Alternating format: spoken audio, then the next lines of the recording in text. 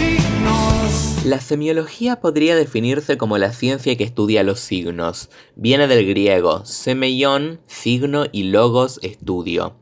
La semiología estudia los signos tanto de los textos escritos como de los discursos.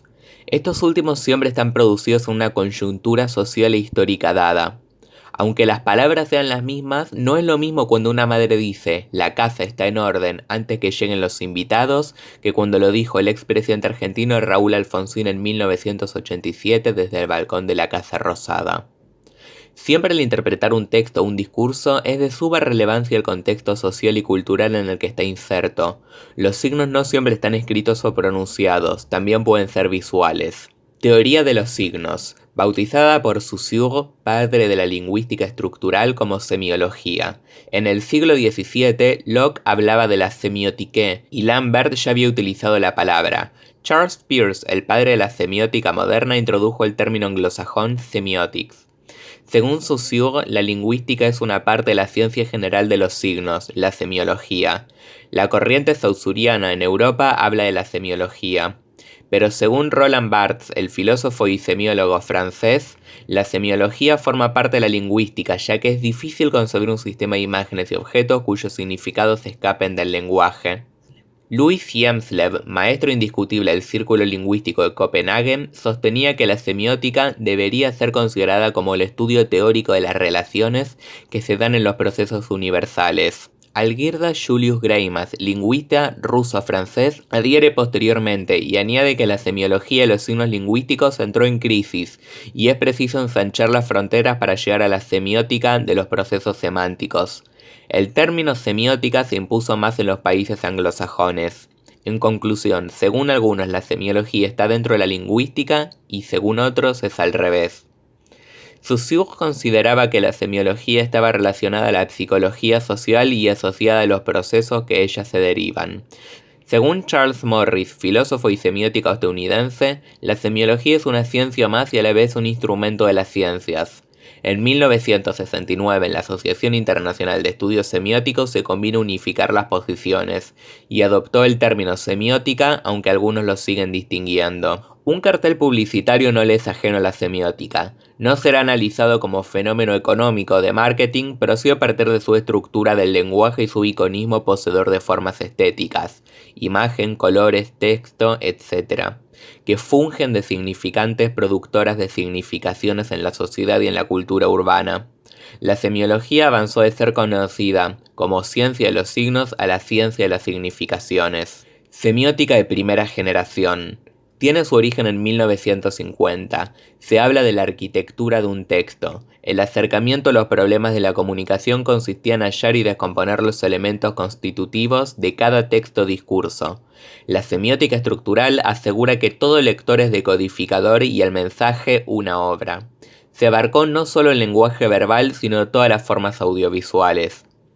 Semiótica de segunda generación. Se originó en los años posteriores a 1970. Hubo un viraje hacia nuevas posturas teóricas y metodológicas. Se inició la semiótica postestructuralista con hipótesis más pluralistas.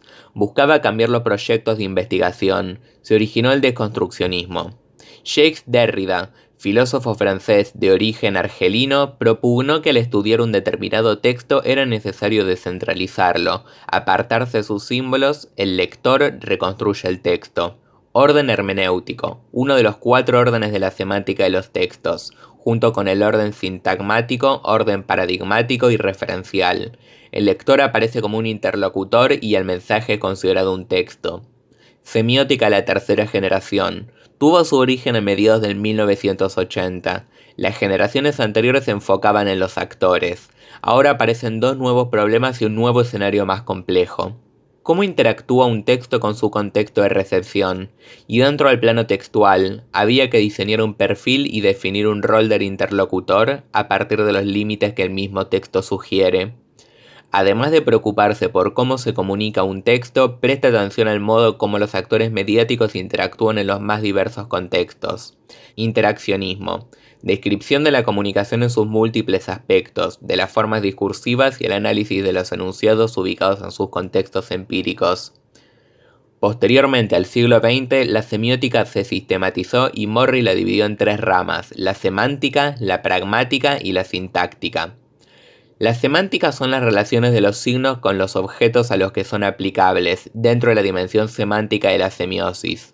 Los objetos, hechos y los fenómenos que los signos señalan es conocido como res designata. Doble perspectiva en práctica semántica.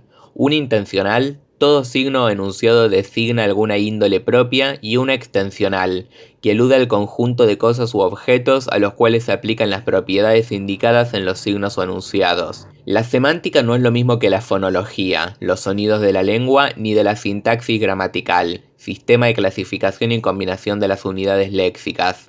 Según la Escuela de París, la semiótica es una extensión de la semántica. La pragmática es la relación de los signos con los intérpretes, con las personas que utilizan los signos de modo concreto.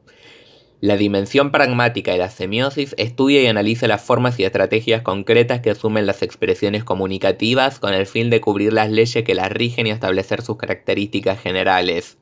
Está interesada por los diálogos conversacionales, la etnolingüística, los enunciados de los medios masivos en diversos contextos, situaciones y circunstancias. Comparte con otras disciplinas algunos conceptos de su universo mental, como la sociología, psicología y antropología. Trata de descubrir los ejes modélicos del lenguaje y, en general, del comportamiento humano comunicacional en sus realizaciones pragmáticas.